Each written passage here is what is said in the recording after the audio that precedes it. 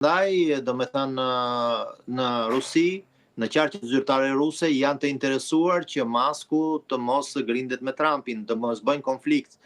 Biles ka pasur një konferencë rajonale të zhvillimit ekonomik dhe ka qenë prezent në Moskë babai i Maskut.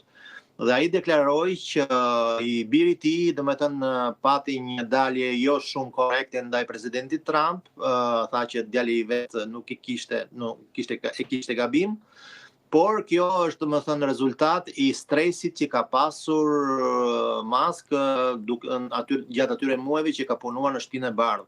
Dhe kjo e ka bërë domethënë që të reagojë në mënyrë të padrejtë. Prandaj, kjo është domethënë një nga pikat që Rusia diskuton. Ka pasur dhe media, ka pasur edhe zyrtarë të tjerë, por a do të guxonte dikush t'ia bënte këtë Vladimir Putinit në Moskë? Po, pyetje e bukur kjo, po mendoj kush në Moskë mund të jetë si Masku. Nuk ka shans, në botë nuk ka njeri të dytë si Masku. Ai është një person unikal me të gjitha unikal është, po oligark edhe të pasur ka pafund në Moskë. Po të pasur ka, po kaq të zgjuar dhe përparitar, më fal, kjo është besim personal, po nuk ka në botë. Pra jam nga ana teknologjike, jam shumë pasionuar me atë që ka bërë Musk me Dragon X, me ato raketat, domethënë, edhe ai është një ndrimtar, ai është një miliarder ndrimtar, edhe për mendimin tim kuptohet që është një çik larg nga një herë aktualitetit real dhe shkëputet nga realiteti.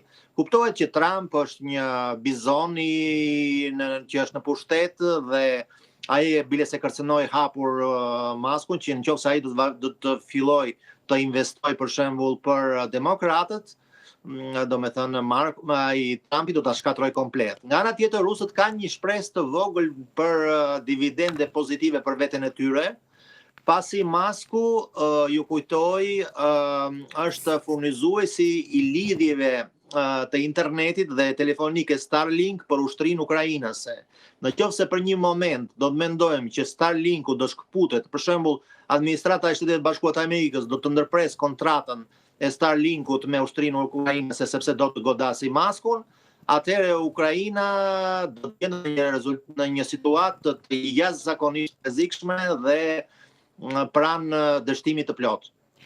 Megjithatë, edhe tashti, domethënë, situata po zhvillohet në mënyrë drastike dhe nga njëra anë dronet e Ukrainës po deportojnë gjithnjë më shumë nëpër ndërmarrje dhe nëpër rajone të ndryshme në thellësitë të Rusisë. Nga ana tjetër, ushtria ruse në front po vazhdon të përparojë dhe biles tashti luftimet po shndrohen, po kthehen në rajone të tjera, siç është Dnjepropetrovsku, një rajon i ri tashmë, ku po zhvillon luftime aktualisht. E kuptoj.